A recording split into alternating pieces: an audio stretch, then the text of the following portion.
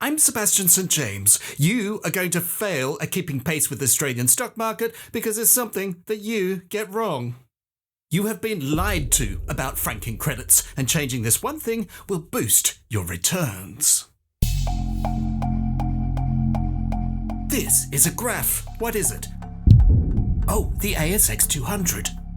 It's true blue, ridgy didge. And if you're not buying it, you're un-Australian. But as impressive as these ASX 200 returns look, you're not going to get them. This is something that I like to call the dividend myth. Is this the lie? No, but it's step number 1 on the journey, so we need to address it first. This is my channel member, Smiley Dennis. Dennis believes that dividends are cool. Look, he seems to have some friends over, and he's got dividends written on his apron. Sorry, I've just been informed that that's actually a man prawn. Oh yeah. Dennis believes dividends give you cash without having to sell your shares. Well, that's actually true. And dividends reflect a company's confidence in its future. That's true as well, but only in the immediate future. And he believes that dividends are free money. And so he takes a cruise each year. Oh, I just got a thanks from Sam via PayID, selling the home to reinvest in the share market for retirement. Thank you very much, Sam. That I really appreciate. And that pushes Sam's question further up the queue. And Sam wants to know the best way of investing a lump sum of money. Let's break down the numbers to see if Dennis is right. Are dividends free money? What are these numbers? This is real, genuine ASX 200 raw data. Oh yeah. Armed with this data, plus the power of magic, we can discover how much Dennis would actually make. Return equals end value minus start value. I think we can all agree with that. And so to get annual return, we simply divide it by the number of years that you invested. Let's subtract the start value from the end value. And we just need the number of years, which is 11.4. Pop in the math, and it's an annual return of 267%. Wow! Which explains why Dennis gets to cruise every year. Which is wrong, obviously. The ASX 200 does not return 267% per year. Otherwise, we'd all be billionaires. Clearly, there's a problem. But what is the problem? To discover, we need to meet the famous Australian $25 note. And here it is, $25 Australian. And then I double my money. Look at that. We went from $25 to $50 in just 1 year. To get the annual return, we subtract those figures divided by the amount of time, which is 1 year. Meaning the annual return is 25. Well, that's not right. If I double my money in 1 year, that's 100% return. The answer is not 25. So that must be the absolute return, which is actually in dollars, and it's not even a percentage. Oh, I just got a thanks from Phil. Thanks again, Sebastian. Looking forward to part 3. Nice. Thank you very much, Phil. And part 3 is closer than you think.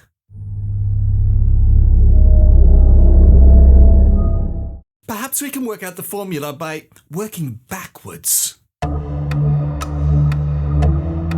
We know the return is 100% because we started with 25 and ended with 50. So the percentage return should be 50 minus 25 divided by 25, which is the start value, times 100, which actually works out to be 100%. Proving that maths works. And now we have the actual formula, we can calculate the return of the ASX 200. We take the proper return formula, which we just calculated, divided by the number of years, and that gives us an annual return of 5.75%. Of course, that's the return of the ASX 200 without dividends reinvested. Which Dennis spends on endless cruising. But that's wrong. Not the cruising. I understand they do an excellent beef Wellington. but this maths here is actually wrong. I call it Muggle math. Muggle math. Muggle math. Muggle math is math of the common folk, those who don't spend their days crafting financial equations. Can I show you the formula that actually works? The real formula? Well, I can, but I won't, because if I give you too much math, that suppressed memory of your grade 6 math test where you forgot everything and peed your pants will resurface. Nobody wants to remember that. So we'll come back to it once you've had a chance to recover. Oh, I just got a thanks from Stephen Howard via PayID. And he says, well done. Thank you very much, Stephen. What a lovely surprise. This pushes Stephen's question further up the queue, and he wants to know about Members Direct in Super. This is Old Man Scruff, my latest channel member. Scruff has very strong views about dividends. Spending your dividends before retirement is robbing your future self of happiness. Don't be a dick. Consider yourself told. So Scruff always reinvests his dividends in the ASX 200. What's this supposed to be? That is the raw data for the ASX 200 plus dividends, so total return. So how do we calculate the return? I'm not going there. That is a trick question. I'm not going through Muggle math again. Can I prove to you that Muggle math actually doesn't work? Well, yes, I can, but I need to see the formula once again. Annual return equals the formula for return divided by the number of years. To be fair, Muggles have many formulas, and this is just one of them. To prove this is a problem, I need to breed some penguins. Not me personally, I have some boy penguins to do that. We start off with 2 penguins, presumably a boy and a girl. And we end up with a small colony. Start penguins equals 2, end penguins equals 30, and the number of years is 4. So using our well-established formula, I pop in the figures and I get an annual return of 350%. It's cold in the Antarctic. What else are penguins supposed to be doing at night? Oh, I just got a thanks from Phil via PayID. Nice. Thank you very much, Phil. Armed with our math, let's see if it's true, or is it Muggle math after all? Here's our starting data. In particular, it's an annual return of 350%. We start with 2 penguins. Year 1, we have 9. Year 2, 40.5. Year 3, 182. And finally, 820.12 penguins. Oh, I see the problem. 820.12 penguins is not 30, and that's what we're actually going for.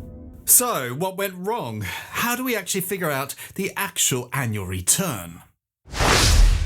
It's called the snowball effect.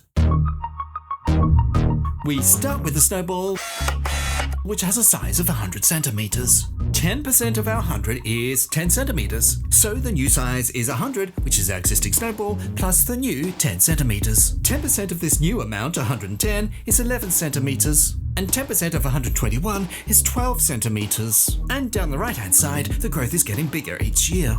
That's the snowball effect, growth on top of growth. Is there really such a thing as snowball math? Well, yes, there is. And here it is. The snowball growth rate equals the end snowball size divided by the start snowball size to the power of 1 over the number of rolls minus 1. In total, there were 2 rolls. The start size was 100 centimeters and it ended at 121. So we divide the 121 by the 100 to the power of 1 over 2 minus 1, or that equals 10%, which is exactly what we knew it would be. The math works out. Oh, I just got a thanks from Elmo via PayID. Wow, part 3 coming. Looking forward to it. Thank you for your comprehensive analysis. Excellent. Thank you very much, Elmo. And you are correct. Part 3 is coming out next.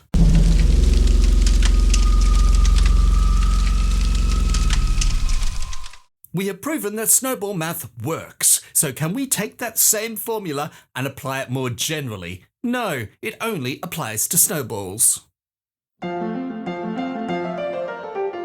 End value over start value to the power of 1 over number of years minus 1. Compound annual growth rate, CAGR, is actually the Snowball growth rate formula.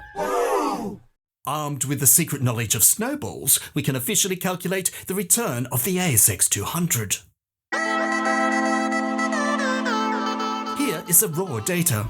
Those figures go into the snowball equation, and we get 4.52%, which is not the answer we got through Muggle math, which was 5.75%, but I am noticing I can actually stick my money in the bank and get more.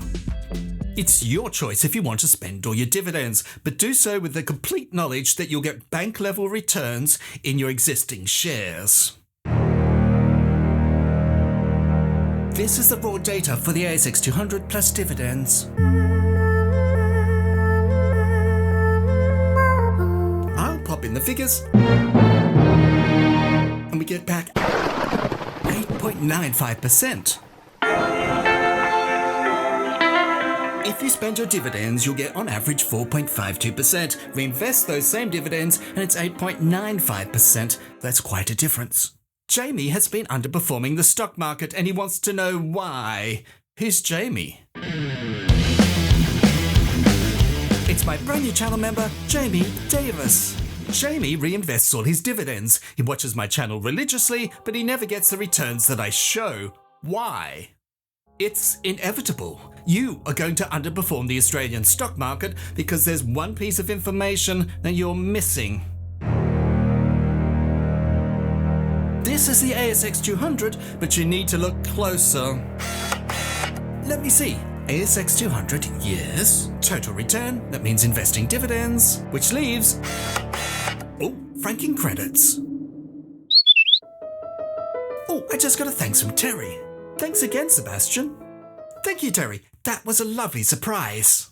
You have been sold a lie. Sold a lie. You believe that if you reinvest your dividends and you receive your franking credits, that you'll get this return. But you're wrong. Here, this is what you believe about franking credits. You work for a powerful company. Your boss hands over some of his wealth to the government. I know you told your friend you're not okay. You are a lowly servant who is thankful for the small generosity that you receive. Guess you're trying to You hand over your franking credits at tax time, which reduces the amount of tax you owe. And then you live happily ever after, and that's how franking credits work. But that is only half the story. Tax payable equals tax owed minus franking credits. Well, that is true. But also, taxable income equals income from other sources plus dividends, plus franking credits. And we call that grossing up. But that's not fair. Why are my franking credits that are designed to reduce the amount of tax I pay suddenly a part of my taxable income? It's because the government plays the rewind game. Oh, I just got a thanks from Mr. Steve OC via PayID. Thank you, SSJ. Awesome Monte Carlo. Excellent data and insight. Thank you, Mr. Steve. Your thanks is totally awesome. And I do agree with you. One of the original reasons why I started this channel is to do some genuine original research. So what you see on this channel can't be found anywhere else. So I'm glad you appreciate that. So what is the rewind game? You invest in some BHP shares. For each $1,000 of distributed profit, they pay a corporate tax of 30%, which means by the time it gets to you, the tax paid is $300. And your dividend, the leftover amount, is $700. But then we play the rewind game.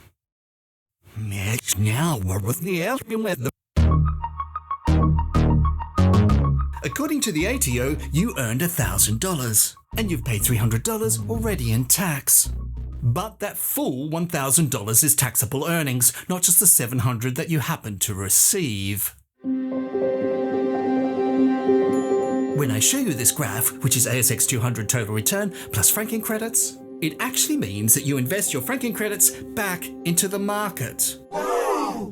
And if you don't, you won't get that return.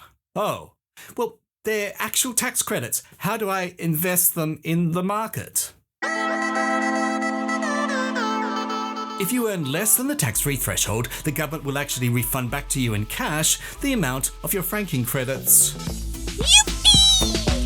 If not, the tax that you owe is reduced by the amount of franking credits, meaning that you get to keep the amount of cash that you otherwise would have had to pay in tax. Really? But what if I don't want to add the cash equivalent of my franking credits into the market? Oh, I just got a thanks from Terry. Thanks, SSJ. And thank you, Terry. That was lovely. I've got a lot more people to thank, and that I will do in my next video. You have 4 options. You have 4 options. You can spend your dividends. You can reinvest your dividends minus the amount of tax owed on dividends. That is something we haven't discussed so far, but it's a valid strategy. You can reinvest all your dividends, or you can reinvest your dividends plus the cash equivalent of your franking credits. So, which strategy should you choose? Well, that's entirely up to you. But only option 4 will give you this result. And only option 4 will make you pure enough to get into dividend heaven, which I understand is definitely a real place. So, how much are those who are destined for dividend heaven actually made? Here is the raw data, the ASX 200 plus dividends plus franking credits. Let's pop those numbers into the equation. And the return is 10.47%. Oh yeah. Keep your dividends, you get 4.52%. Reinvest them, it's 8.95%. Add in your franking credits, you get 10.5%. This is the comparison graph of the different returns.